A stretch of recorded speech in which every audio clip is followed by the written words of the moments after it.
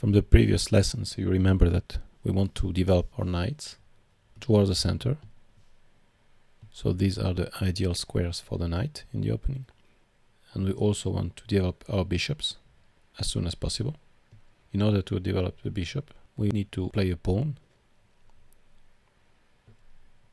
And we already know that the bishop and the knight are worth 3 pawns each. Here we're going to see a difference between those two pieces. In order to control central squares, we need to develop the knight.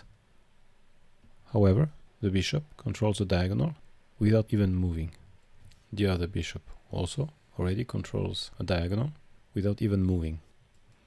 So that's a big difference between both pieces. We see that the knight is a short range piece, whereas the bishop is a long range piece.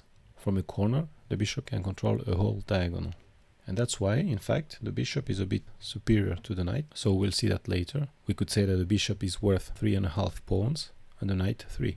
The value of each piece is almost equivalent, but in most situations the bishop is a bit stronger. We have a look at this game. Playing pawns, developing the bishop. And you see how the bishop is immediately chased by a pawn.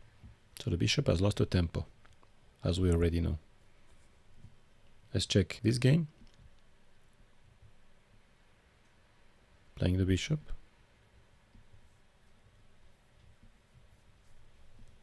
So white has developed both bishops. Here again the bishop is attacked and has to retreat. If we check this game, we develop a bishop, knight. See, the bishop again is being attacked and needs to play a second time, and you see already the bishop is in a bad position. This game, here we see both players are developing their knights and then their bishops.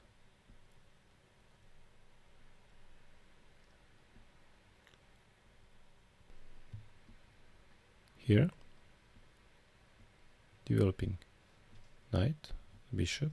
So here, when you see a pawn chain like this and a bishop outside, we call this the bishop outside the pawn chain.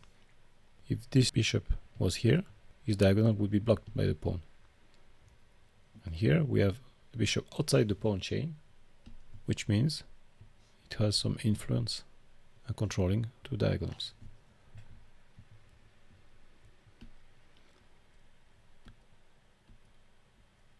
Here we see again playing the bishop, and the bishop again is outside the pawn chain.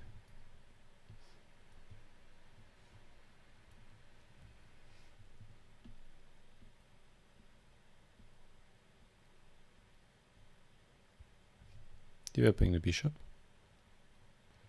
Bad pawn move. This pawn is taking away the development square of the b1 knight.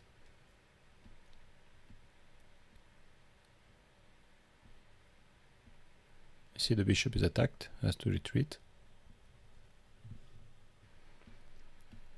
Here, developing a knight.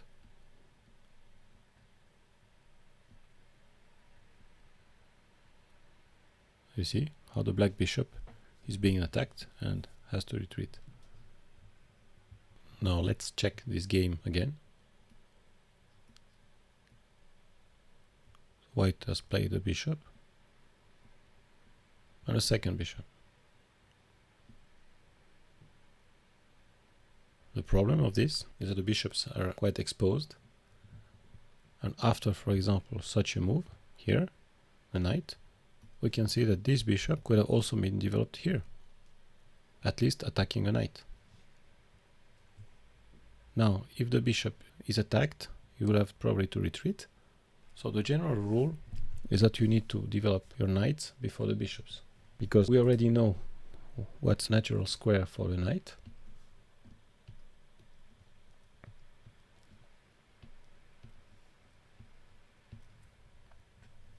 So that's a move we can already play. For the bishop, we don't know what's the best square for the bishop. So once we have opened our game, We don't know whether this bishop will be better here or here. Here not before we have played the d pawn. If we played our bishop here, the d pawn would be blocked.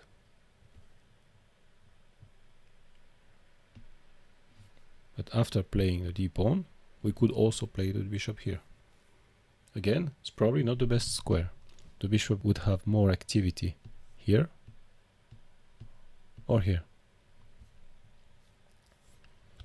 That's why it's better to wait a bit before playing the bishops. Again, the bishop being long range, it doesn't really matter where the bishop is on this diagonal, because it will be controlling the same squares. So you can wait a bit before developing a bishop and still control a diagonal. We have seen in example games, if you play your bishop too early, you probably have to exchange it very early for a knight or for another bishop, or retreat it again. And if you retreat it, then you have lost time. And as we already know, losing tempi in the opening is a disadvantage, can be also very dangerous, as your opponent will develop more pieces and will be able to launch an attack on you. So that's our next opening rule. You have to develop your knights before bishops. It's a generic principle. If you see a good opportunity of attacking something or taking something with a bishop, just do it. So this is the end of this lesson. You may want to subscribe and click the bell if you want to be notified when I post the next video. Thanks for watching, and see you in the next lesson.